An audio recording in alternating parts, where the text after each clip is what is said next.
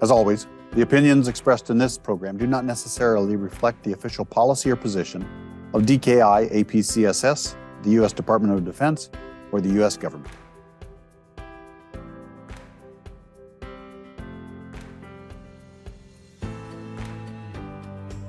The other big part of this is that misinformation, disinformation happens locally. It's a problem locally, but it's also a problem globally. And it's also become sort of the portfolio for irregular warfare. It's always been, but now because of this digitally scaled and technology scaled information environment, you have nations that are at odds with each other, and they're really having effect. They don't have to put a single traditional weapon system on the ground because they can play Dungeons and Dragons with each other's population. From the Daniel K. Inouye Asia Pacific Center for Security Studies in Honolulu, Hawaii, welcome to today's episode of the Security Nexus webinar titled Bolstering Resilience and Restoring Trust in the Information Environment. I'm your host, James Minnich, Colonel United States Army retired and professor here at DKI APCSS. In today's digital age, the information environment surrounds us, influencing our decisions, shaping our worldviews, and impacting our societal bonds. This environment where human cognition meets technology and content is pivotal to our everyday lives, yet it faces unprecedented challenges. Misinformation and disinformation have become rampant, eroding trust in our foundational institutions and complicating the pursuit of truth. As traditional information governance models struggle to keep pace with these changes, the battle for influence in what we see, hear, and ultimately believe intensifies. Amid this turmoil, we must advocate for an information environment that upholds truth, fosters critical thinking, and cultivates resilience. Today, we delve into questions central to the integrity of our democratic life. How do we combat disinformation while upholding freedoms? Can faith in institutions be restored, or must we seek new pathways to credibility? How do we equip future generations to navigate this complex landscape? To navigate these questions, we're joined by Professor Beth Kunce from DKI APCSS, whose vast experience spans improving race relations to spearheading digital strategies and international humanitarian efforts. Beth, welcome. Thank you, James. Your story is an amazing one. You and I have had many opportunities to talk, and I want you to just share a little bit with the audience what brought you here and the experiences that you've had that help shape your perspective on the information environment. Okay. Sure. The last 25 years I have spent working sort of in the nexus between security actors and civilians in crisis settings, whether it was race and police community relations or working in international disaster response. In all of these settings, information, liaison arrangement, building trust and relationships and understanding in advance of dealing with crisis situations was critical to be able to work effectively as a community and overcome and recover from the different challenges that we face. So when we were presented with COVID and we saw and we're working, all of us in this space, how much the information environment was shaping the effectiveness of this response and what was happening in society in terms of polarization and how people were interacting and relating with each other. Right. That's when we sort of got tasked, and I worked with Dr. Miyamoto and Mary Markovinovich, and there's been different folks on our team, and Dr. John Hemmings early on as well, to start really having a discussion with the many stakeholders of what's going on, and how do we start pulling apart and understanding what's really happening in this information environment, where we had spent, and years ago when we thought avian influenza was going to kick off, I was working on a lot of plans, and we had done all this work to be prepared for a pandemic. But the information environment and the information that was going through and the lack of trust and the polarization in community really undermined globally this response, right? So this is where we started looking at, and we got to be part of this kind of ongoing effort for the last 3.5 years, where we've been working with different actors international lawyers from the human rights, international humanitarian law, human security experts that have contributed and helped write the UN Development Report, and looking at different folks that have been looking at the information ecosystem, looking at military folks who have always been thinking about this, Ministry of Foreign Affairs, folks from the different social media platforms, the trust and safety and all of that.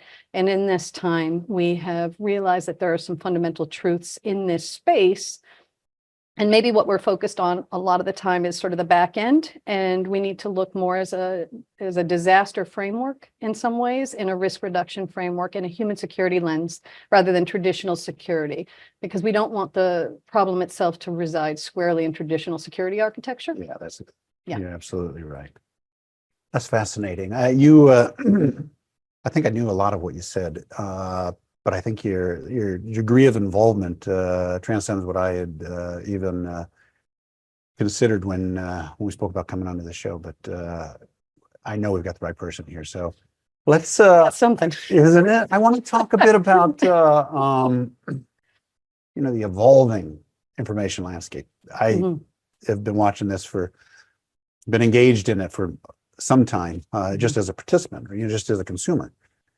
But I mean, this technological influence on the information environment, I mean, it has reshaped power dynamics and governance, presenting us with challenges and opportunities. So here's the question. What strategies are most effective for enhancing security and social resilience in response to these technological shifts? Okay, so I think before we start talking about strategies and approaches, we really need to understand the scale of harm that we're dealing with. And I think that one of the challenges is that we look at this problem set. There's that story of the 6 blindfolded men and the elephant, right? But we take that, apply it to what Joseph Nye calls the multidimensional chessboard with the diffusion of power, complex system where things are always evolving, changing. There's no fixed kind of distribution of power understanding.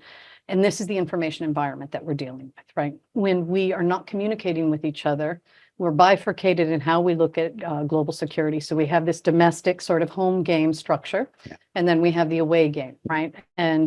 And the information environment that we exist in, our identity, and this is why I think human security lens and looking at that is a critical part of this, is that when we are looking at the effects, there's one human security professor expert that we consulted with and worked with. His name's Oscar Gomez.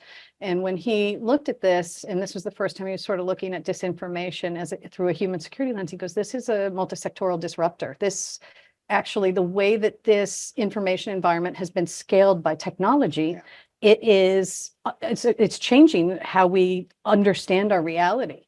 And the power of influence, this third face of power that's always been part of, when you look at international relations theory, this, influence, getting people to do things that they wouldn't otherwise do, is become such a big part, and it's gone on to steroids. So when you and I were talking about, well, what's changed, right, in this whole space? Right now, think about it as, if we were talking about traditional use of force and we're in a fight, right, and for effect, right, you have your fist, you have a sword, then you move to black powder rifle, then you move to Gatling gun, and then you move to nuclear weapons, right? In the information environment, right, we've gone through these transitions, and arguably, communication, written, and digital to this space. Are we at the space where we're at nukes right now in terms of what the potential effects are? And it moves very rapidly. So we talk about elections. A lot of the discussions are framed around democracy or authoritarian, which style of government, that's fine. But our actual existence in the information environment, how much of our personal information and security is wrapped up in that, how people perceive or understand us, our personal safety, people's access to us, bias, cognitive bias that we're not even aware of and we're being controlled by, and the algorithms, and that's where the AI and all of this fits into, is that it starts fueling these things and puts them on steroids for effect that are profound, which is what we saw during COVID, right? And that we couldn't get people to take vaccines, and that we saw people fighting in the streets, and we see all of these things happening. So the information environment is we're at this, when I talk to humanitarians, I think about it as Henry Dunant when the International Humanitarian Law and Geneva Conventions were born, saw the scale of harm to civilians. Mm.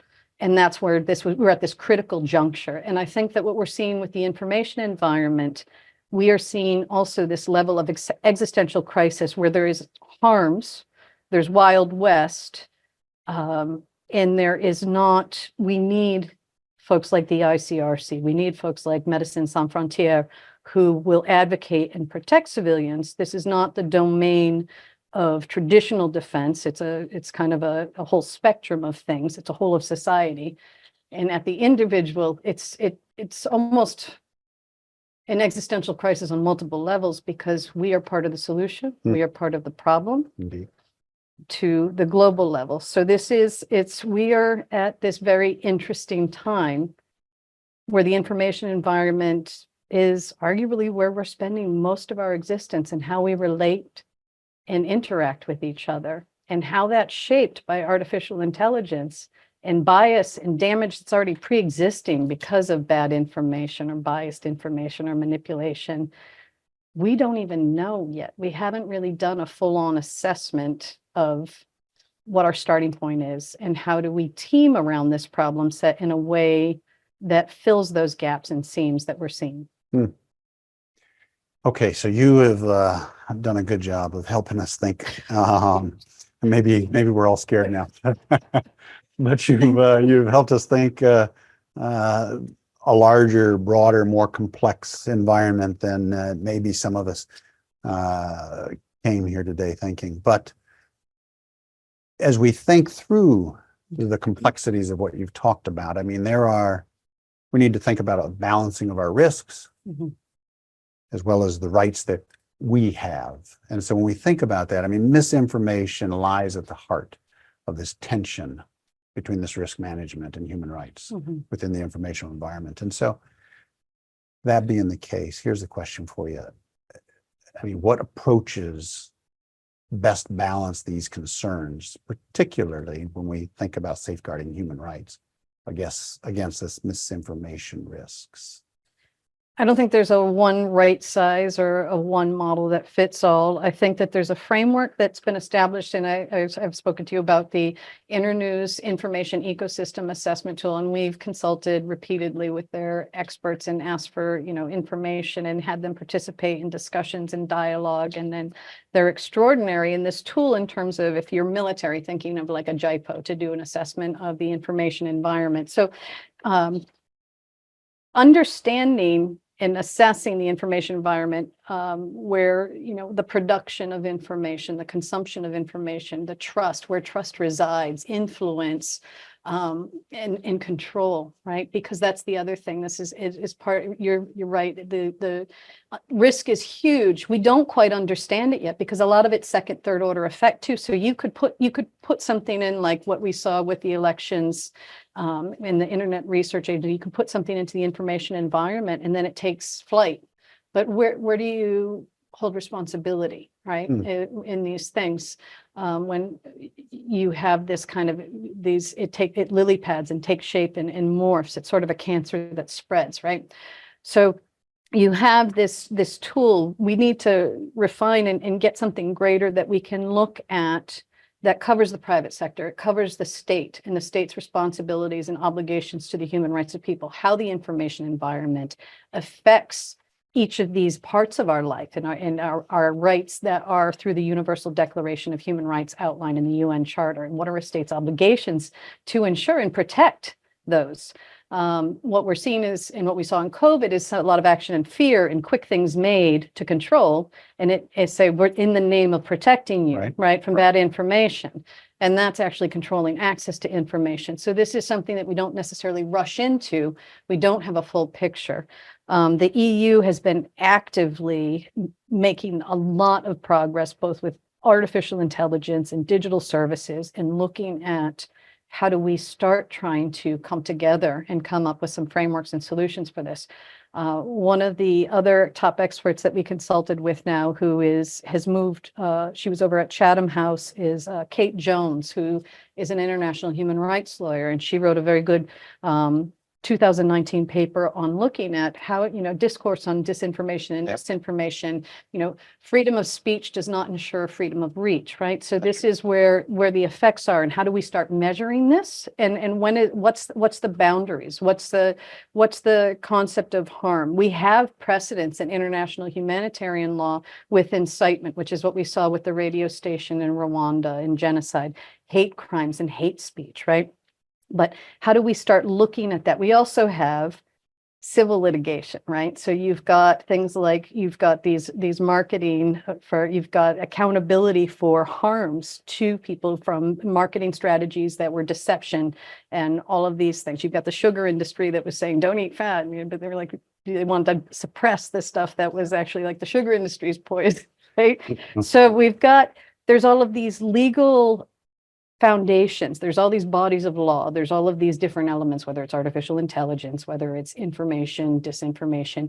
There's the bridge between. The other big part of this is that misinformation, disinformation happens locally. It's a problem locally, but it's also a problem globally. And it's also become sort of the portfolio for irregular warfare. It's always been, but now because of this digitally scaled and technology scaled information environment, you have nations that are at odds with each other, and they're really having effect. They don't have to put a single traditional weapon system on the ground because they can play Dungeons and Dragons with each other's population. Yeah. And we need to untangle that. And that's been a big focus. And that's where we have this resident with Department of Defense and, Ministry of Foreign Affairs or State Department or whatever, really looking at this. But at the end of the day, that focus is still on the away game. And it's still on this macro level interaction between nation states.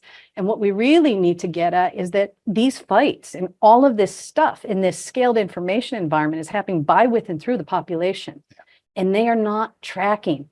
We don't have our arms wrapped around it yet, but they don't understand how much of their day-to-day life is being manipulated by these different actors. And we need to start getting to more of the public health aspects of this, where it creates depression, it creates all of these harms in terms of, even safety, because some of the demonization of population, some of these things that are going out as misinformation can lead to violence, right? Yeah, of course. And so we have, this is where I've gone on a little bit of a tangent. We have from local to global, and we need to find the bridge in the body of law in some of these frameworks, test them out, have more dialogues, both at a multilateral level, which the UN is starting to do and the EU is starting to do. ICRC is sort of bound in their IHL space, and they're looking at how this scales in conflicts. They've got some great work. There's I'm going to forget his name, so that's why I printed this here. Tillman Rodenhauser has written a lot about psychological operations and where some of these frameworks and where some of these new spaces fall. And then some of the folks like from Medicine Sans Frontières and other ICRC digital technology experts have been looking at how this affects the civilian population in harms. But that doesn't bridge to day-to-day domestic, where a lot of this is happening. So we have to figure out where that line is and how we start interpreting law and getting a legal review so that we can build some maybe agencies and organizations with missions and mandates to help support and protect a more resilient society in these spaces. I'm going to pull us forward into that area of legal framework. But before I do, I think I want to delve a little bit further into, you use, rightly so, and I did it in the opening, terms of misinformation and disinformation. Yeah.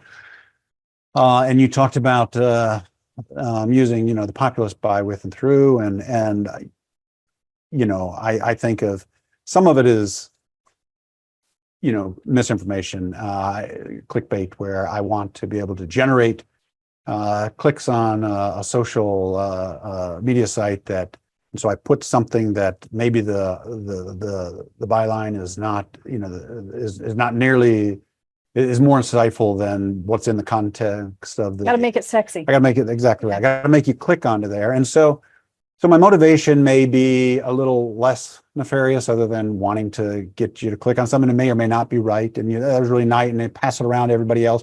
But you fill the information environment with that type of information, and it gets clogged, right? But then there is disinformation, which is actually intended to do something more nefarious, right?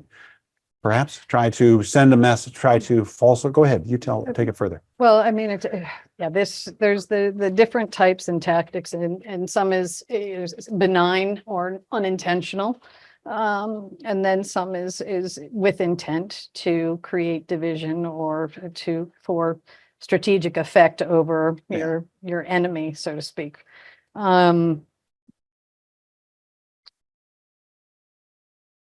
I think when we start talking about these things, and you're talking about the clickbait, and you're talking about the purpose, and you're talking about, well, when do get traction, right? We get to the cognition. So what's the processor for the information? So right now, the scale of the information environment, the amount of information that we are subjected to is extraordinary, right? Because of this digital environment. But there are also some blind spots in the world where they don't have access. So there's this inequity, right? Cognitively, and looking at neuroscience, and this is where with cognitive warfare, and NATO's really leaning in on this, and we all should be. But this isn't a military. This is not just a military thing. This is something that every sector of society should be looking at and understanding, that their operational effectiveness and their ability to do their job will largely be shaped by the information environment, and how much the content in the information that their success relies on is manipulated or shaped or distributed in this information ecosystem, right? And that's something that it's all of our problem. But the cognitive space is that when you read more and more of the neuroscientists and what they have to say about this, is that really we're lazy, right? By nature we are trained or taught to take the easiest path. We pick the easiest path, what we've already been told, what reinforces what we already think we believe, right?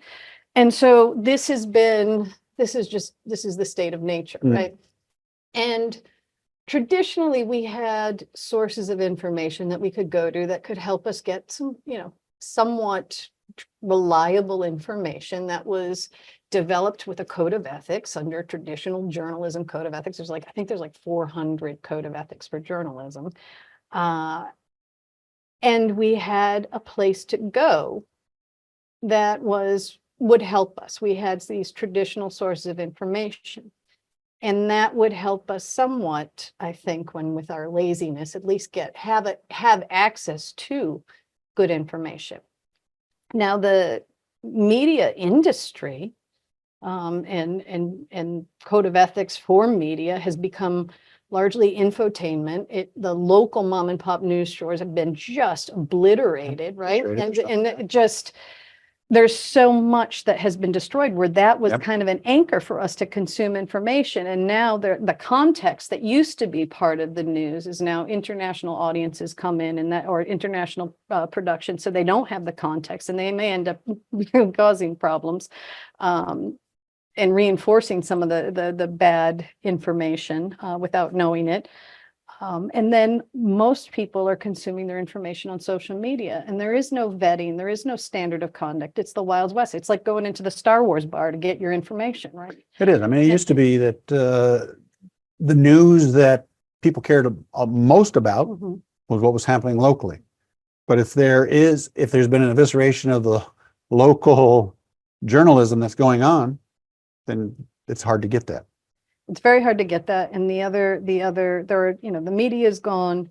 And we're also, again, in this very challenging time, and Collins Dictionary said that we're in a state of permacrisis, right? So we teach this all the time here at APCSS. So we have this global pandemic, we've got environmental security, we've got climate change, we have got 1 in 73 people are displaced right now. 25% of the world is living in conflict-affected areas.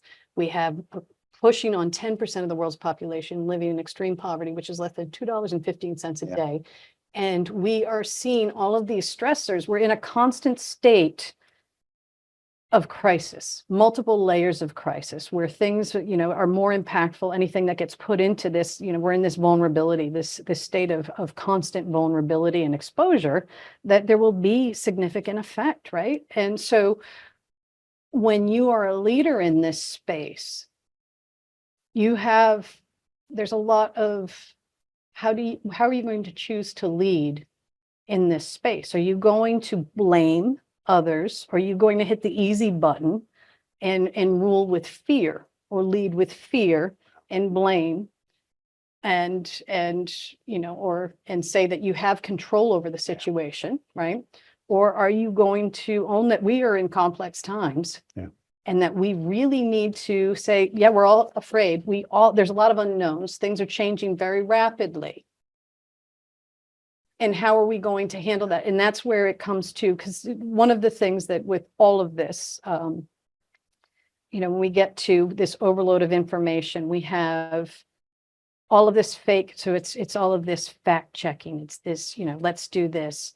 But with our cognitive biases, right? Our already how we understand the world is pretty set. We have to stop being lazy, and we have to be able to reach outside and own our biases and be able to spread beyond. We have to get out of our agency, our silos, our different sectors that we're in, and start seeing the whole elephant and start taking some more of those bites. Because as an individual, as a voter, as a person that has responsibilities as a citizen of my country, that's my responsibility, is not to blame, but to take ownership within my community and reach out and say, James, give me your hand.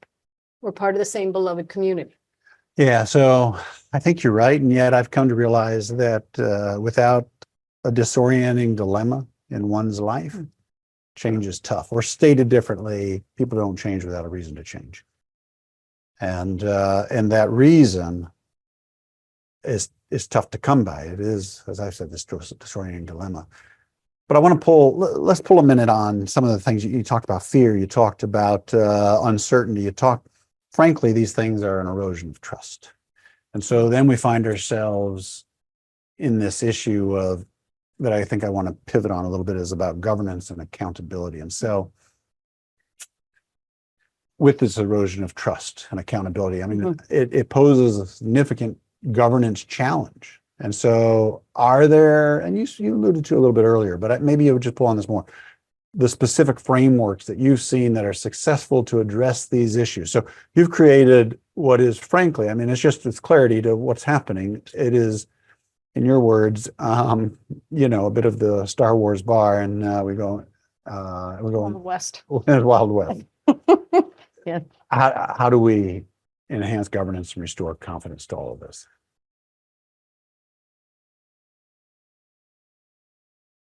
There's a lot. What's really interesting, I think this is when I was going back and I was working with race and police community relations, and then working in a lot of these wicked problems where you have so many actors that are critical stakeholders working in a very urgent, chaotic operational space. You will have the used car salesman coming in with their silver bullet solution, right? And that, we can track all of these things, and we can tell you, and then we'll do these critical thinking exercises, or this, that, or the other thing. And it's very linear. It's very into a small element of society, and it is not comprehensive. The truth is that a lot of the damage has already been done in this space, right? And so we're so polarized that we're not able to effectively communicate. So it's not just critical thinking. The part that's really missing from a lot of this discussion is, how do we effectively communicate and function as society? Because right now we're in debate club. We've got all these bubbles. This is like the the PsyOps guys that I've worked with. They're the experts in this. They talk about how there's just boop, boop, boop, bubbles of we start getting really tribal and entrenched in these truths.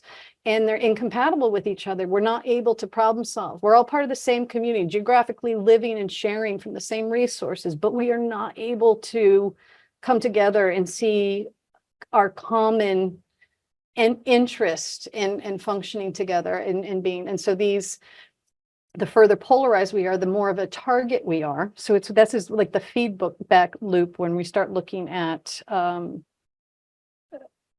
what our traditional national security's interests should be, and looking at how are we getting community building and peace building and communication and critical thinking skills into our schools, and getting our Department of Health and Safety engaged and involved, and having relationships and things like I mean, when I worked on the Race and Police Community Relations Commission, I worked for a civil rights leader. And my God, I learned so much from him in nonviolence and meeting all of these amazing people when our country was so polarized. And I think the US is such a great example. And I worked for him for about 3.5 years as his right hand, Dr. Bernard Lafayette Jr., sitting down with all those people, the people that in the news and in the coverage, you think they hate each other's face, right? And that they're absolutely cannot sit down and break bread and hold each other's kids on their lap and whatnot. It's building those relationships. It's coming and creating space for that dialogue. And unfortunately, what we're seeing now, particularly with the younger generation, is a lot of cancel culture. So their idea of success in critical thinking is to stop conversation, right? And I would argue when my old boss got his skull cracked open and was arrested 30 times during the civil rights movement, the very least I can do as a white woman is sit down and stick around for uncomfortable conversations, right? And this is the stuff, these are the models, getting more of what we saw. Tom Ricks, and I was talking about this earlier, wrote Waging the Good War. So this is not dealing with the information environment per se, but the effects of the information environment and the polarization that we're seeing. We need to see people coming together to start building those bridges and start addressing some of these issues that we're seeing as challenges. And it could be climate change. It could be race and police community relations. It could be any topic that we're seeing social fissures in what people are targeting. How are we bringing people together to start building trusting relationships across, and there's new actors involved, the folks in these social media platforms, the folks in the private sector, and you know, now that we've got the social media, there's all these mental health effects and a lot of the things that we're seeing and how it's affecting our children, right? So we need to start teaming around that and having community-based solutions and dialogues, getting universities and getting students need to pick up and start, the youth need to pick up and start leading. You know, these folks during the civil rights movement, they were 18, 19 years old when they started doing this, and they led our nation back from a really, really dark place. Yeah. We didn't get all the way there, but it's still complex and we're still working through these issues. But we're seeing a lot of the world also fall to very dark governments and seeing a lot of people having to resist very brutal, abusive governments. And so what we really need to do is focus on how do we start pulling back when we're seeing such polarization, we're seeing such dangerous trends for all of our governments and for all of our personal stability and well-being. How do we start and it's going to be at the very local level. It is at the individual level. It's, and this is where I get into more of my woo-woo stuff in the meditation, but it's mindfulness. It's a lot of not being so reactionary, not being drawn into the fear. It's taking a breath. I mean, it's a lot of the stuff, ironically, that SOCOM spent money on and sort of developing the force, these skills and the breath techniques and all of these other things that we've learned how to do to be as individuals resilient are things that we need our children to learn, and we need to make all of society. This is part when we're dealing with a very there's not this human interaction, there's not this nonverbal communication, there's not the tone of my voice, there's not it's this urgent bad information overwhelming all of us at the time. How do we process that in a way that is not reactive, and we're able to stop, think, and figure out, okay, this is how you're seeing this, how am I seeing this, and communicate with each other and work through things. You've touched on so many of the things. No, I think, I mean, at the core, or at least at the beginning, you spoke about degrees of education. You spoke about children learning and talked about us learning at universities. Certainly, we've been teaching this, understanding the information environment better. We've been teaching that here for a few years now. Not as long as I've been here. We weren't teaching it at any degree when I came here 8 years ago. We teach at a much higher level. But to your larger point, At what point in school are we teaching these things? When should we start doing it? The community, and then when you think about community involvement or the type of information or educational campaigns. My mind was, when you're speaking about that, my mind was going back to Schoolhouse Rock and how effective that was years ago, but it was extremely effective at being able to try to shape and teach message about civics and involving in those areas or other things. When you spoke earlier about information and where we get it, I thought, well, I remember decades removed that pretty much it was available on 3 networks, and people tuned in the evening and listened to it, or commonality of newspapers, and yet those days are so far gone. That while it may be daunting, the task in front of us, I think your point of there is at its core a necessity for communities that live together to come together to be able to begin the efforts there. But then certainly government holds a place in here to try to help weave this through. And I'm reminded of your comments, and this is it's global. And whether or not this is used to exacerbate fear or whether there's an effort to try to ameliorate concerns. One can argue, depending on where you're at, how that approach is taken. But at its core, for government's involvement, whether it's national governments or multinational or these things, there are legal frameworks that can help. And you even address some that have been taken, and you can argue, or I think I would, that European countries maybe are on the leading edge of some of these right now.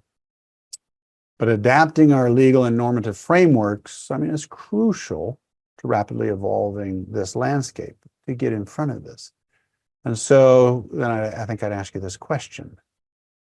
Maybe you might share some examples of practical legal adaptations that have addressed the complexities of this information environment.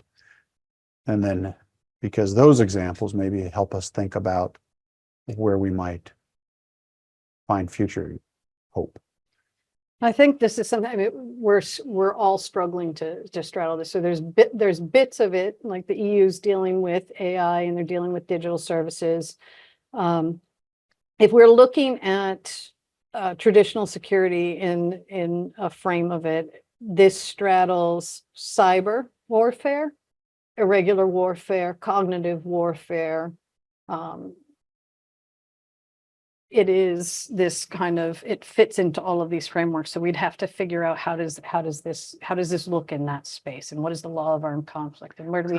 So we have that, but then you have a criminal aspect to it as well, and then you have undue influence, right, in terms of manipulation and sales and all of these other things. So there's this, and then there is domestic sort of frameworks and regulation, and more on the front end, sort of the risk reduction.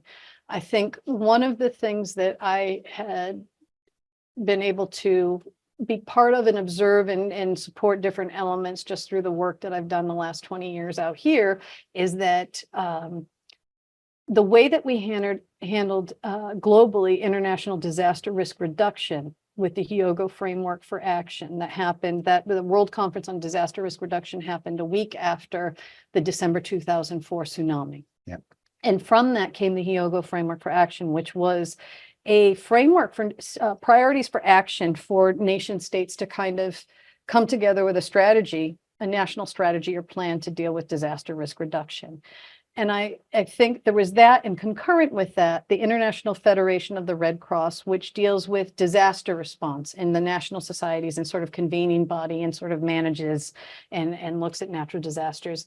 They ran point on an international legal review of applicable international law for disaster response. Mm. And so what I think, and this is one of the things when we consulted with all these experts from this is because it's such your head explodes a million times talking about it. As you've seen all the tangents I go on, there are so many different aspects of society that touches this.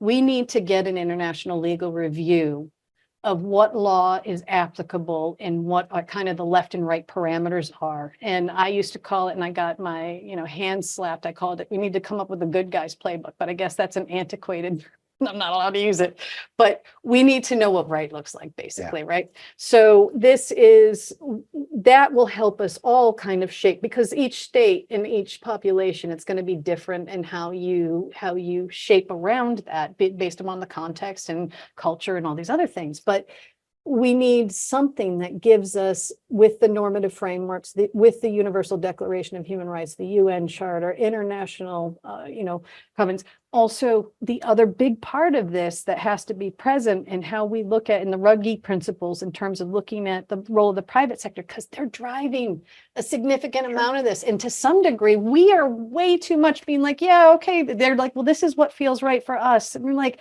I'm sorry, but I want Medicine Sans Frontières to get in their face and make sure and hold them accountable that we are doing right by our people, because it's not about profit, and they should not be driving this space. And traditionally, private sector, having worked in human trafficking and labor trafficking before, they get away with far too much. And we need to really, when they are driving this space, that also challenges state authorities and things that states should be able to protect their citizens from. If the private sector, just by the power of this technologically driven information environment, is holding a lot of that, what can states do to continue to protect their populations? And so do you see that there's, proactive efforts in some areas to protect the citizens that you're referring to? Not enough. Not enough. Not enough. I think we need a surge in rabble rousers. We need people reading Gene Sharp. We need people referencing the Einstein Institute, looking at Peter Ackerman and looking at strategic nonviolent history. Yeah. And we're looking at that, and we're seeing a lot of that in Ukraine with resistance. But we need it on, and I almost hate to use this term because people are talking about resilience, and it's sort of like, it's like stabilization, like, 10 years ago, and all of us have a reaction to that. Resilience can go from cognitive to, the resilience of this structure in this building to, my health, one of my elements. It can be a million different things, but this is what we need to focus on in terms of our community and society and how we function, how we problem solve, and start looking at what is that, not just whether our elections are resilient. How are our people working together and getting along? We're seeing a lot of the wheels are getting wobbly. They are, and there's, where you touch this, so you could certainly talk about it. But trust in the information is part of the problem. Is there's a deficit of it. Yeah, right. Yeah. And so so what can be done? Well, and that's huge, right? So that's the thing. Like every presentation, I pretty much am like, the Edelman Trust Barometer. Did you guys know about the Edelman Trust Barometer? And none of you, as traditional institutions of governance, you're not trusted, right? And that's where we're at. We're at this what they call the information bankruptcy, right? And so that's our starting point, right? And the other thing is because of our cognitive bias, right? Like, have you noticed if you say anything, and how polarized, even just in the US it is, if you say something and somebody associates it with a political party or a certain type of argument, they shut down. Yeah. And they won't listen to you because they've already decided that you and I do not see eye to eye, and our conversation will go no further. Yeah. No. And so how do we stay through the uncomfortable and have conversations, say, no, I just said that, but you had this reaction. Let's talk about that, because I really want to get to the other side of this. We don't have to agree, but we live in the same community, and this is something we're all facing, right? And there are ways to do that. There are people that are teaching skills, and that's why, with the books that I am recommending and some of the things is, this problem, when we start scaling it and we start really talking big, we're waiting for frameworks and we're waiting to see what the EU does. Maybe our leadership in different areas and our domestic and international facing security architecture need to start coming together and figuring out how skills and capabilities can be and liaison arrangements, information sharing, things, what does security look like now in these new realities? But also we really need to empower our population, which is part of the UN's Summit for the Future in September, is looking at how do we, they're saying, since World War II, the security architecture that was established isn't fit for purpose for what we're doing. It's not working. So how do we prepare youth for the reality they're inheriting? Because perhaps how we're educating them isn't sufficient or applicable to the reality in the world that they're inheriting. What is the digital environment? What is the regulation of the framework for that? And they're working on that. Security Council, well, that's another whole webinar, isn't it? These are the things. Yeah, the effectiveness of it in its present state. But I think you're at its core. Yes, I would agree. And when I think about the responsibility that people have, individuals have, and you would ask yourself, if I am ultimately the front line at trying to, to prevent the propagation of misinformation, disinformation, what would you tell people to do? What might they do that might make a difference in this space? So I'm going to just a practical thing just based upon some of the work that I've done in the past. I would call up people I'd call up Megan, who's a Jedi and one of the smartest people I know in the world, Megan Reynard Gale, in the information ecosystem and humanitarian stuff. Then I would call up one of the folks that I used to work with law enforcement, who was on this Race and Police Community Relations Commission, who is now working community-oriented policing services for the Department of Justice. Then I would call up my friend Tenny, who is the head of this Nonviolent Institute in Chicago. And then I'd call up some Council of Churches folks that I know, some NAACP folks I know, some folks that are representing the Republican Democratic Party in different states, and try to get people together and start talking, because we have elections coming up. Things are wildly polarized. And if we start having conversations and building bridges and start talking about this, and the folks that actually know how to take and build peace and build trust and have conversations and respond and react when incidents happen and are able to help work together to diffuse, to show, which is what we used to do. We would have a united front if there was a shooting, right? It's powerful when you have the stakeholders that are supposed to represent the different entities that are supposed to hate each other, right? Working together to keep their community safe. So these are the practical things that I would say, let's start doing that. Let's bring that out. Start building it into the information environment. Stop having people spend all of their interaction, which is being driven by clickbait and pushing people further into divisive territory through this AI, and get people to start having some working groups that represent these different. Don't let political parties be lazy and act like this is World Wrestling Entertainment and that it's debate club, because your job is actually to work together. Yeah. And you're terrible models when you're not.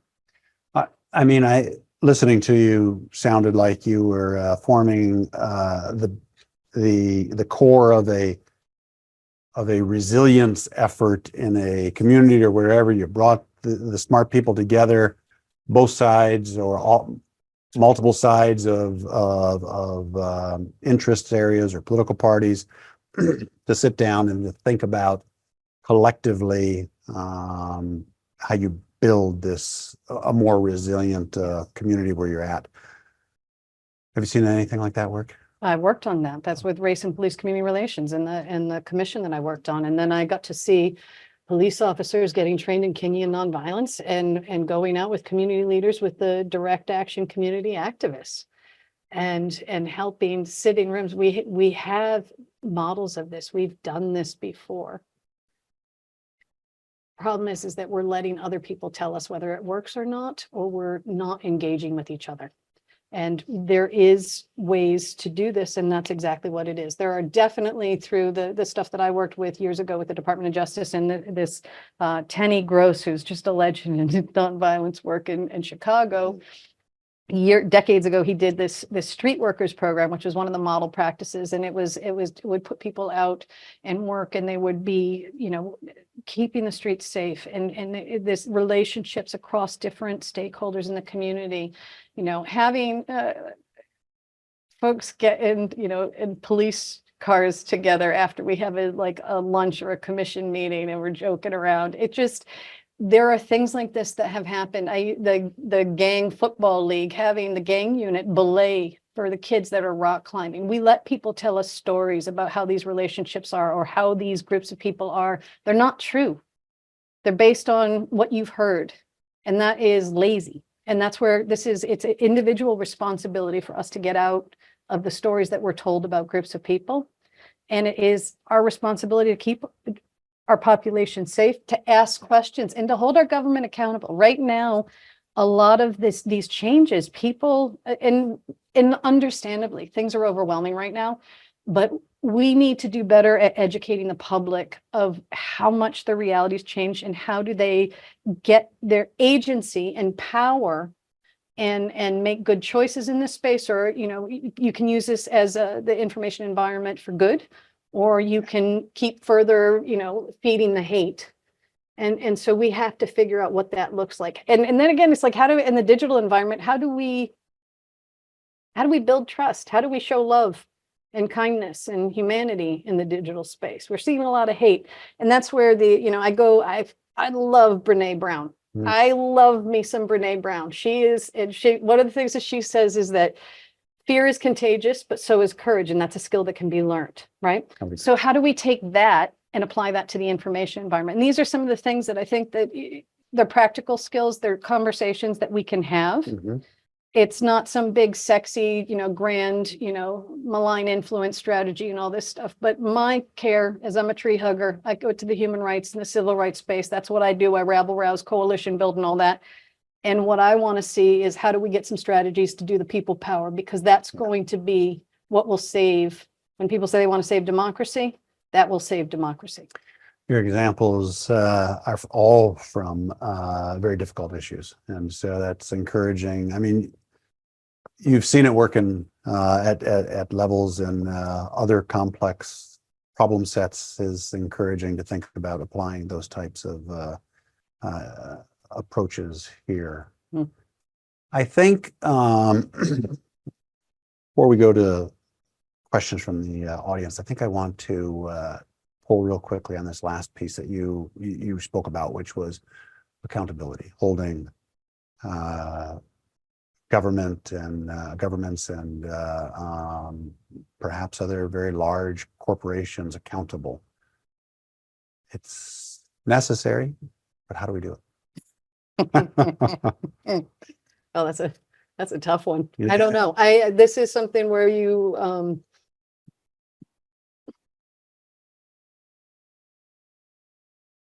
got to keep my inside voice inside.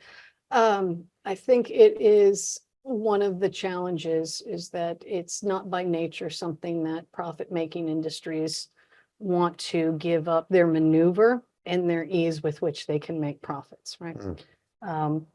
And we're seeing progress, and I think I look a bit to international labor laws, right? And trafficking and forced labor and exploitation, and how that's been very difficult to regulate. And I think that when we're looking at Facebook and some of the precedents that we're seeing and the power that they have, I think that's why it's so critical to have this international legal review. Because arguably our existence in our everyday life, which then becomes an issue of governance, it's not just about consumer, it's about our existence, is a much larger legal landscape. And that is where we really do need the most brilliant legal minds to come together. And it's insufficient to box things out into human rights law and to international humanitarian law when different actors, whether nation states or not, are able to lily pad boundaries or skip over and create significant harm. So I think until we actually get something, and that's a bit what the UN is looking at. I don't think it's sufficient. What they're trying to achieve is, hey, it's ringing the bells. It's like, hey guys, there's these huge gaps and seams. This needs to happen, right? This is all part of it. But we really need, and there's so many things going on in the world with these 3-meter target crises that we're dealing with. But this is sneaking up on us. And until we get this kind of comprehensive look at this multidimensional chessboard and what that has done to governance with the diffusion of power and how different actors have been empowered to dangerous effect of this traditional Westphalian system. I want to take us here in the last few minutes. I want to do really a lightning round of just a few questions from the audience. First one, and some of these will sound a little bit familiar, but it's indicative of what they're asking and wanting to pull more on. So trust maintenance. So quickly, how can we maintain trust online in an environment that's saturated with misinformation and disinformation? Online trust. Have real relationships with the people that are represented in the conversations. And then we really do need to figure out what that type of, how do we start having some quality relationships if possible in the online space. So that's another part that we're going to have to develop because we have to raise our children in this. We got to figure this out. Oh my goodness, and they're on there a lot. AI inclusion. Does the information environment include AI? Yes, I mean, that's it. And AI is having profound effect. And so the fact that we have all of these bias and all of these narrative, I mean, people talk about narrative warfare and all of these things that are pushing different agendas or pushing for, just different things that are polarizing. Well, artificial intelligence, the algorithms only fuel. Oh, it's going to fuel that. So, and then it becomes more and more divisive and then people become more entrenched. So it's the significant amplifier. Yeah. False news, counteracting it. What can we do? There's no one silver bullet. There's, it's got to be an all hands on deck approach of people talking to each other, people reining in their own behaviors, right? We have to be, you cannot be demonizing each other and then expect to have any credibility. And I'm talking about all nations and the political parties in these nations that are just demonizing each other using all sorts of, yet they want us to trust them when they behave like that during a pandemic, right? Yeah. So this is bringing people together. It's critical thinking skills. It's awareness raising. It's all of these things. Fact checking is nice if you want accountability on the back end and say who did the bad behavior, whatever, if you can trace it. Right. But that's cognitively and whatever people are doing, they're like, that's nice. I already believe this. So yeah. Oh my goodness. Well, before we let you go, I want to ask you for some book recommendations. Okay. So what have you brought for us today? First one I would say is Tali Sharot, The Influential Mind, because that gives you kind of the neuroscience look and it helps you understand how we are manipulated, how our minds and how we're basically ripe for manipulation and how to understand this space and how this happens, because it happens to all of us, right? And then the second is once we are sort of in this kind of space where we're polarized and we have our bias is Adam Kahane, and he's got a peace building organization. There's Nonviolent Peace Force, Rios Group. There's tons of these organizations, but this guy wrote Collaborating with the Enemy, how to work with people you don't agree with, like, or trust, right? So this is big part of, the effects of all of this information environment is being able to communicate effectively and build bridges so that we can come to some kind of reconciliation or coexist peacefully. And the other person, again, I'm a huge Brene Brown fan, but Dare to Lead. And there's 2 types of leadership that she talks about. And again, she said fear and courage are contagious, and courage is a skill that can be learned. And the armored leadership is what we need to get away from, right? That's where you're using fear to manage. It's more Machiavellian, right? Yep. To daring leadership. And it's kind of working together in community, all of the diversity, equity, inclusion, including other perspectives and broadening your aperture and really leading from behind. And that is what I would say. Those 3 books, and there's a bunch others, but those would give you kind of a well-rounded, if you're trying to think about what you can do in this overwhelming, my head explodes 72 times in 30 minutes from how big this problem set is. These give you some bite-sized things that you can bring to your day-to-day life. Beth, thank you for what has been really a thought-provoking discussion. You. Oh my goodness, we've covered a lot of ground, and I think that our audience would agree, and they will be much better for this time together. As we wrap up, remember that informed communities are the bedrock of resilience. Our next stop in this journey continues on April 22nd with our webinar, Competing in the Gray Zone, featuring Dr. Sam Mullins. We'll unpack the complex world of covert aggression and the continuous fight for global stability.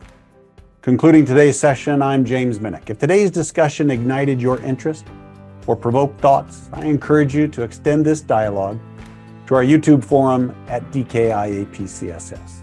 Until we meet again, aloha oi. As always, the opinions expressed in this program do not necessarily reflect the official policy or position of DKI APCSS, the U.S. Department of Defense, or the U.S. government.